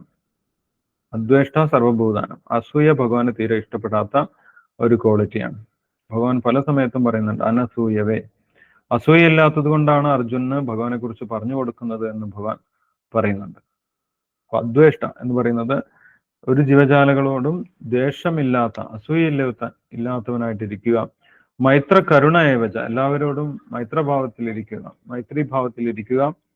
കരുണ ഏവച, കരുണ എന്ന് പറയുന്നത് ഭഗവാനെ കുറിച്ചുള്ള ജ്ഞാനം പകർന്നു കൊടുക്കുക എന്നുള്ളതാണ്. അതാണ് ഏറ്റവും വലിയ കാരുണ്യം, അല്ലെ? ഭഗവാനെ കുറിച്ച് അറിയുന്നതിലൂടെയാണ് ഒരു ജീവന് മുക്തി കിട്ടുന്നത്. അപ്പൊ ജ്ഞാനം പകർന്നു കൊടുക്കുന്നതാണ് കരുണ എന്ന് പറയുന്നത്. നിർമ്മമോ നിരഹങ്കാര സമദുഃഖ സുഖക്ഷമി. നിർമ്മമോ, ഭൗതികമായിട്ടുള്ള ആഗ്രഹങ്ങളില്ലാതിരിക്കുക. നിരഹങ്കാര, അഹങ്കാരമില്ലാതിരിക്കുക. ഞാനാണ് പ്രവർത്തിക്കുന്നത് എന്നുള്ള അഹങ്കാരമില്ലാതിരിക്കുക. സുഖദുഃഖ സമദുഃഖ സുഖക്ഷമി. സുഖത്തിലും ദുഃഖത്തിലും ഒരേപോലെ മുന്നോട്ട് പോകാൻ ശ്രമിക്കുന്ന വ്യക്തി, അങ്ങനെയുള്ള ഭക്തൻ. ഇതൊക്കെ ഉണ്ടായിരിക്കേണ്ട ക്വാളിറ്റീസ് ആണ് ഭഗവാൻ പറയുന്നത്. സന്തുഷ്ട സതതം യോഗി യഥാത്മാ ദൃഢനിശ്ചയ മയ്യർപ്പിത മനോബുദ്ധിർ യോ മദ്ഭക്ത സമേ പ്രിയ. സന്തുഷ്ട സതതം യോഗി, എല്ലായ്പ്പോഴും സംതൃപ്തനായിട്ട്, കിട്ടിയത് കൊണ്ട് തൃപ്തനാകുന്നു. ഇനിയും കൂടുതൽ ഭൗതിക നേട്ടങ്ങൾ വേണമെന്ന് ആഗ്രഹിക്കാതെ തൃപ്തനായിരിക്കുന്നു. യഥാത്മാ ദൃഢനിശ്ചയത്തോടുകൂടി ഭഗവാന്റെ ഭക്തിയിൽ ഉറച്ചു മുന്നോട്ട് പോകുന്ന ഭക്തന്മാരെ ഭഗവാന് വളരെയധികം ഇഷ്ടമാണ് എന്ന് ഇവിടെ ഭഗവാൻ പറയുന്നു. മയ്യർപ്പിത മനോബുദ്ധി, മനസ്സുകൊണ്ടും ബുദ്ധി കൊണ്ടും ഭഗവാന്റെ സേവനം ചെയ്യുന്ന ഭക്തന്മാരെ ഭഗവാൻ വളരെയധികം ഇഷ്ടമാണ് എന്ന് ഭഗവാൻ പറയുന്നുണ്ട്. യോ മദ്ഭക്ത സമയപ്രിയ, അങ്ങനെയുള്ള ഭക്തന്മാരെയാണ് ഭഗവാന് കൂടുതൽ ഇഷ്ടം എന്ന് പറയുന്നു. 15-ാമത്തെ ശ്ലോകത്തിൽ പറയുന്നു, യസ്മാന്നോ ദ്വിജതേ ലോകാന്നോ ദ്വിജതേ ചയ ഹർഷാമർഷഭയോദ്വേഗർ മുക്തോ യസ സമയപ്രിയ. ഏതൊരു വ്യക്തിയെ കൊണ്ടാണ് ലോകത്തിന് യാതൊരു ബുദ്ധിമുട്ടുമില്ലാത്തത്, ഏതൊരു വ്യക്തിയാണ് മറ്റാരാലും അസ്വസ്ഥനാകാത്തത്, അങ്ങനെയുള്ള ഭക്തന്മാരെ ഭഗവാൻ വളരെയധികം ഇഷ്ടമാണ് എന്നിവിടെ ഭഗവാൻ പറയുന്നുണ്ട്. ഭക്തന്മാർ മറ്റുള്ളവരുടെ പ്രവൃത്തികൾ കൊണ്ട് ഭക്തന്മാർ അസ്വസ്ഥനാകുന്നില്ല, ഭക്തന്മാരുടെ പ്രവൃത്തികൾ കൊണ്ട് മറ്റാരും അസ്വസ്ഥനാകുന്നില്ല. അങ്ങനെയുള്ള ഭക്തന്മാരെയാണ് ഭഗവാന് കൂടുതൽ ഇഷ്ടം എന്നിവിടെ പറയുന്നുണ്ട്. ഹർഷാമർഷ ഭയോദ്വേഗർ മുക്തോയസ ക്ഷമയപ്രിയ.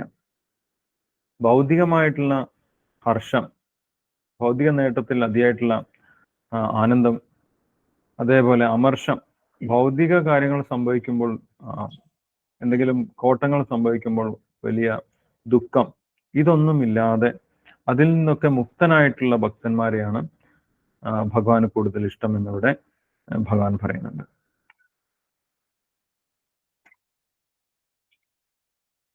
17-ാമത്തെ ശ്ലോകത്തിൽ പറയുന്നു, യോന ഹൃഷ്യതി ന ദ്വേഷ്ടി ന ശോചതി ന കാംക്ഷതി ശുഭാശുഭ പരിത്യാഗി ഭക്തിമാൻ യസമേ പ്രിയ. യോ ന ഹൃഷ്യതി ന ദ്വേഷ്ടി, ഭൗതികമായിട്ടുള്ള എന്തെങ്കിലും നേട്ടം ഉണ്ടാകുന്ന സമയത്ത് വല്ലാണ്ട് സന്തോഷിക്കുക, കൂടുതലായിട്ട് സന്തോഷിക്കുക, അല്ലെങ്കിൽ ഭൗതികമായിട്ടുള്ള എന്തെങ്കിലും നഷ്ടമുണ്ടാകുന്ന സമയത്ത് വല്ലാണ്ട് നിരാശപ്പെടുക, അതൊന്നുമില്ലാതെ രണ്ട് അവസരത്തിലും, ജയത്തിലും പരാജയത്തിലും, ലാഭത്തിലും നഷ്ടത്തിലും ഒരേപോലെ മുന്നോട്ട് പോകാൻ സാധിക്കുന്ന ഭക്തന്മാരെയാണ് ഭഗവാൻ ഇഷ്ടം എന്ന് പറയുന്നത്. ശുഭാശുഭ പരിത്യാഗി ഭക്തിമാൻ യസമേ പ്രിയ. ഇത് ശുഭമാണ്, ഇത് അശുഭമാണ് എന്ന് കണക്കാക്കാതെ പ്രവർത്തിക്കുന്ന ഭക്തന്മാർ, അതായത് ഭൗതികമായിട്ട് അധികം കാൽക്കുലേഷൻ ഒന്നും ഇല്ലാതെ, കണക്കുകൂട്ടലുകൾ ഇല്ലാതെ പ്രവർത്തിക്കുന്ന ഭക്തന്മാർ, അങ്ങനെയുള്ള ഭക്തന്മാരെയാണ് ഭഗവാൻ ഇഷ്ടം എന്ന് ഭഗവാൻ പറയുന്നു. അല്ല, കാരണം മുഴുവൻ ഭൗതിക ലോകം അശുഭമായിട്ടാണ് ഭഗവാൻ പറയുന്നത്. അശുഭമായിട്ടുള്ള ലോകത്തിൽ ശുഭാശുഭം നോക്കേണ്ട ആവശ്യമില്ല, എല്ലാം അശുഭം തന്നെയാണ്. ആകെ ശുഭമായിട്ടുള്ളത് എന്താണ്? ശുഭമായിട്ടുള്ളത് ഭഗവാന്റെ ഭക്തി മാത്രമാണ്. ഭഗവാന്റെ ഭക്തി ഒഴികെ ബാക്കിയെല്ലാം അശുഭമാണ് എന്ന് മനസ്സിലാക്കിയിട്ടുള്ള ഭക്തന്മാരെ ഭഗവാന് കൂടുതൽ ഇഷ്ടമാണെന്ന് ഇവിടെ ഭഗവാൻ പറയുന്നു. 18-ാമത്തെ ശ്ലോകത്തിൽ പറയുന്നു, സമശത്രൗജമിത്രേജ തഥാ മാനാപമാനയോ ശീതോഷ്ണ സുഖദുഃഖേഷു സമ സംഘവിവർജിത. സമശത്രൗജമിത്രേജ, അവർക്ക് ശത്രുക്കളും മിത്രങ്ങളുമില്ല, എല്ലാവരും ഒരേപോലെ തന്നെയാണ്, എല്ലാവരും ഭഗവാന്റെ അംശമാണ്. തഥാ മാനാപമാനയും, മാനത്തിലും അപമാനത്തിലും മറ്റുള്ളവർ തന്നെ ബഹുമാനിക്കണം എന്നുള്ള ചിന്തയില്ലാതെ പ്രവർത്തിക്കുന്ന ഭക്തന്മാർ. ശീതോഷ്ണ സുഖദുഃഖേഷു സമസംഘ വിവർജിത, ഭൗതികമായിട്ടുള്ള സാഹചര്യങ്ങൾ മാറുന്നതിനനുസരിച്ച് അവരുടെ ഭക്തിയിൽ മാറ്റം വരുന്നില്ല, എല്ലാ സാഹചര്യത്തിലും തുടർച്ചയായിട്ട് ഭക്തി ചെയ്യുന്ന വ്യക്തികൾ. തുല്യനിന്ദാസ്തുതിർ മൗനി സന്തുഷ്ടോ ഏന കേനച്ചിത് അനികേത സ്ഥിരമതിർ ഭക്തിമാൻമേ പ്രിയോനര. തുല്യനിന്ദാസ്തുതിർ മൗനി, നിന്ദിച്ചാലും സ്തുതിച്ചു കഴിഞ്ഞാലും ഒരേപോലെ പെരുമാറുന്ന ഭക്തന്മാർ, അങ്ങനെയുള്ള ഭക്തന്മാരെ ഭഗവാൻ വളരെയധികം ഇഷ്ടമാണെന്ന് ഇവിടെ പറയുന്നു. അനികേത സ്ഥിരമതിർ ഭക്തിമാൻമേ പ്രിയോന്നര. സ്ഥിരമതിർ, സ്ഥിരമായിട്ട് ഭഗവാന് സേവനം ചെയ്യുന്ന, ഏതു സാഹചര്യത്തിലും, ഭൗതിക സാഹചര്യങ്ങൾ മാറിക്കൊണ്ടിരിക്കും, പക്ഷെ ആ സാഹചര്യത്തിലൊക്കെ സ്ഥിരമായിട്ട് ഭഗവത് സേവനം ചെയ്യുന്ന ഭക്തനെ ഭഗവാൻ വളരെയധികം ഇഷ്ടമാണെന്ന് ഇവിടെ പറയുന്നു. ഇനി ഒരു 20-ാമത്തെ ശ്ലോകത്തിൽ ഭഗവാൻ പറയുന്നു, ഏതു ധർമ്മ്യാമൃതമിതം യഥോക്തം പരിഭാസതേ ശ്രദ്ധദാന മത്പരമ ഭക്താസ്തേ അതീവമേ പ്രിയ. ഇവിടെ ഭഗവാൻ പറഞ്ഞിട്ടുള്ള ഈ ഭക്തിയോഗം പ്രാക്ടീസ് ചെയ്യുന്ന വ്യക്തികളെ, ഭഗവാന്റെ വാക്കുകൾ കേട്ട് ഭഗവാന്റെ ഭക്തിയോഗം സ്വീകരിക്കുന്ന വ്യക്തികളെ, അല്ലെങ്കിൽ ആ ഭക്തിയോഗം പ്രാക്ടീസ് ചെയ്യുന്ന വ്യക്തികളെ ഭഗവാൻ വളരെയധികം അങ്ങനെയുള്ള ഭക്തന്മാരെ ഭഗവാന് വളരെയധികം ഇഷ്ടമാണെന്ന് പറയുന്നത്. യഥോക്തം പരിഭാസത, ഭഗവാൻ പറഞ്ഞ നിർദ്ദേശങ്ങൾ അനുസരിച്ച് പ്രവർത്തിക്കുന്ന ഭക്തന്മാരെ ശ്രദ്ധദാനാമത്പരമ, ഭഗവാനിൽ പൂർണ്ണ വിശ്വാസത്തോടുകൂടി ഭഗവാൻ ഏത് സാഹചര്യത്തിലും എൻ്റെ കൂടെയുണ്ട്, ഭഗവാൻ എൻ്റെ സുഹൃത്താണ്, എന്ത് സംഭവിക്കുന്നതും ഭഗവാന്റെ ഇച്ഛ കൊണ്ടാണ് എന്ന് മനസ്സിലാക്കി പൂർണ്ണ വിശ്വാസത്തോടുകൂടി മത് പരമ, എന്താണ് അവരുടെ ലക്ഷ്യം, ജീവിതത്തിന്റെ ലക്ഷ്യം എന്താണ്? ഭഗവാനെ സേവിക്കുക, ഭഗവാനെ തൃപ്തനാക്കുക എന്നുള്ള ലക്ഷ്യത്തോടു കൂടി മാത്രം മത് പരമ, അങ്ങനെ പ്രവർത്തിക്കുന്ന ഭക്തന്മാർ ഭക്താസ്തേ അതീവമേ പ്രിയ, അവർ ഭഗവാൻ വളരെയധികം ഇഷ്ടപ്പെട്ടവരാണെന്നിവിടെ ഭഗവാൻ പ്രഖ്യാപിക്കുന്നു. ഇതൊക്കെ ഭഗവാന്റെ ഭക്തന്മാർക്ക് ഉണ്ടായിരിക്കേണ്ട, അല്ലെങ്കിൽ നമ്മൾ ഭക്തിയിൽ പുരോഗമിക്കുന്നതിനനുസരിച്ച് ഭക്തന്മാരിൽ ഉണ്ടായി വരുന്ന ക്വാളിറ്റീസ് ആണ്. ക്വാളിറ്റീസ് എത്രത്തോളം നമ്മളിലുണ്ട് എന്ന് പരിശോധിക്കുന്നതിന് വേണ്ടിയിട്ടാണ് ഭഗവാൻ ഈ ക്വാളിറ്റീസ് ഒക്കെ ഇവിടെ എടുത്തു പറയുന്നത്. അപ്പം ഇത്രയും ഭാഗം 6-ാമത്തെ അധ്യായം കഴിഞ്ഞ 7-ാമത്തെ അധ്യായം മുതൽ 12-ാമത്തെ അധ്യായം വരെ ഭഗവാന്റെ ഭക്തിയോഗത്തിന്റെ വ്യത്യസ്തമായിട്ടുള്ള തലങ്ങളെ കുറിച്ചാണ് ചർച്ച ചെയ്തിട്ടുള്ളത്. അതുകൊണ്ട് 7 മുതൽ 12 വരെയുള്ള ഈ നടുക്കുള്ള ഭഗവത്ഗീതയുടെ മധ്യഭാഗത്തുള്ള ഈ 6 അധ്യായങ്ങൾ വളരെ രഹസ്യമാണെന്ന് പറയുന്നു. കാരണം അതെല്ലാം ഭക്തിയോഗത്തിനെ കുറിച്ചാണ് പറയുന്നത്. അല്ലെ, 6-ാമത്തെ അധ്യായത്തിന്റെ അവസാനം ഭഗവാൻ ഭക്തിയോഗത്തിനെ കുറിച്ച് പറയാൻ തുടങ്ങി വെച്ചതാണ്. അവസാനം ധ്യാനയോഗത്തിന്റെ അവസാനം ഭഗവാൻ പറഞ്ഞിട്ടുണ്ടായിരുന്നു, എന്താണ്, ഈ ഏറ്റവും വലിയ യോഗിനാമഭി സർവേഷാം മദ്ഗതേന അന്തരാത്മന ശ്രദ്ധാവാൻ ഭജതേ യോമാം സമയയുക്തതമോമത. ഭഗവാനിൽ വിശ്വാസത്തോടുകൂടി ഭഗവാനെ സേവിക്കുന്ന ഭക്തനാണ് ഏറ്റവും വലിയ യോഗി എന്ന് ഭഗവാൻ പറഞ്ഞതിന് ശേഷം എങ്ങനെ ഭക്തിയോഗത്തിലേക്ക് പ്രവേശിക്കാം എന്ന് 7-ാമത്തെ അധ്യായത്തിൽ ഭഗവാൻ പറയുന്നുണ്ട്. ഭഗവാനെ കുറിച്ച് കേൾക്കുന്നതിലൂടെയാണ്. മയ്യാസക്തമനാപാർത്ത യോഗം യുജ്ജൻ മതാശ്രയ അസംശയം സമഗ്രമാം യഥാ ജ്ഞാസ്യസി തക്ഷണം. ഭഗവാനെ കുറിച്ച് കേൾക്കുക, ഭഗവാന്റെ വ്യത്യസ്തമായിട്ടുള്ള വിഭൂതികൾ, ഭഗവാന്റെ വ്യത്യസ്തമായിട്ടുള്ള ശക്തികൾ, ഭൗതിക ശക്തി, ആധ്യാത്മിക ശക്തി, ഇതിനെക്കുറിച്ചൊക്കെ മനസ്സിലാക്കി ഭഗവാനെ കുറിച്ചുള്ള ജ്ഞാനം വർദ്ധിപ്പിച്ചു കഴിഞ്ഞാൽ ഭഗവാനിൽ വിശ്വാസം ഉണ്ടാകും. അങ്ങനെ നമ്മൾക്ക് ശുദ്ധമായിട്ടുള്ള ഭക്തിയിലേക്ക് പ്രവേശിക്കാൻ സാധിക്കും. 9-ാമത്തെ അധ്യായത്തിൽ ശുദ്ധമായിട്ടുള്ള ഭക്തിയെ കുറിച്ചാണ് പറയുന്നത്. ആ ശുദ്ധഭക്തിയിൽ മനസ്സുറപ്പിക്കുന്നതിന് വേണ്ടി ഭഗവാൻ വിഭൂതിയോഗം പറഞ്ഞു തന്നു. ആ വിഭൂതിയോഗത്തിന് ശേഷം വിഭൂതികളൊക്കെ കാണിക്കുന്ന വിശ്വരൂപം അർജുന് കാണിച്ചു കൊടുത്തു. അതിനുശേഷം ഭക്തന്മാർക്ക് ഏറ്റവും പ്രിയപ്പെട്ട ഭഗവാന്റെ ദ്വിഭുജ രൂപത്തിലേക്ക് ഭഗവാൻ തിരിച്ചു വരികയും ചെയ്തു. ഇവിടെ ഭക്തന്മാരുടെ വ്യത്യസ്തമായിട്ടുള്ള സ്വഭാവങ്ങളെ കുറിച്ചും ഭക്തിയോഗത്തിന്റെ വ്യത്യസ്തമായിട്ടുള്ള സ്റ്റെപ്പുകളെ കുറിച്ചാണ് ഈ അധ്യായത്തിൽ ഭഗവാൻ പറഞ്ഞിട്ടുള്ളത്. ഇതോടുകൂടി യഥാർത്ഥത്തിൽ ഭഗവത്ഗീതയുടെ ഏറ്റവും പ്രധാനപ്പെട്ട ഉപദേശങ്ങളൊക്കെ ഭഗവാൻ പറഞ്ഞു കഴിഞ്ഞു. പക്ഷെ ഇവിടെ പറഞ്ഞതൊക്കെ വളരെ ഉന്നത നിലവാരത്തിലുള്ള കാര്യങ്ങളാണ്, അല്ലെ? അപ്പൊ അതിലേക്ക് എത്തണമെങ്കിൽ നമ്മളെ സഹായിക്കുന്ന അധ്യായങ്ങളാണ് ഇനി വരാൻ പോകുന്നത്. ജ്ഞാനയോഗത്തിന്റെ സഹായത്തോടു കൂടി എങ്ങനെ നമ്മൾക്ക് ഭക്തിയിലേക്ക് പ്രവേശിക്കാം എന്ന് പറയുന്നതാണ് ഇനിയുള്ള 13 മുതൽ 18 വരെയുള്ള അധ്യായങ്ങൾ. അതിൽ നമ്മളെക്കുറിച്ച്, ജീവാത്മാവിനെ കുറിച്ച്, പ്രകൃതിയെക്കുറിച്ച്, പ്രകൃതിയിലെ സത്വരജ തമോ ഗുണങ്ങളെ കുറിച്ച്, ഇതിനെക്കുറിച്ചൊക്കെ വിശദമായിട്ട് പറയുന്നുണ്ട്. അതെല്ലാം നമ്മൾക്ക് ജ്ഞാനം വർദ്ധിപ്പിക്കുന്നതിനും ഭഗവാനിൽ വിശ്വാസം വർദ്ധിപ്പിക്കുന്നതിനും സഹായിക്കുന്ന അധ്യായങ്ങളാണ് ഇനി വരുന്ന അധ്യായങ്ങൾ. 13 മുതൽ 18 വരെയുള്ള അധ്യായങ്ങൾ. 18-ാമത്തെ അധ്യായം ഈ ഭഗവത്ഗീതയുടെ ചുരുക്കമാണ്.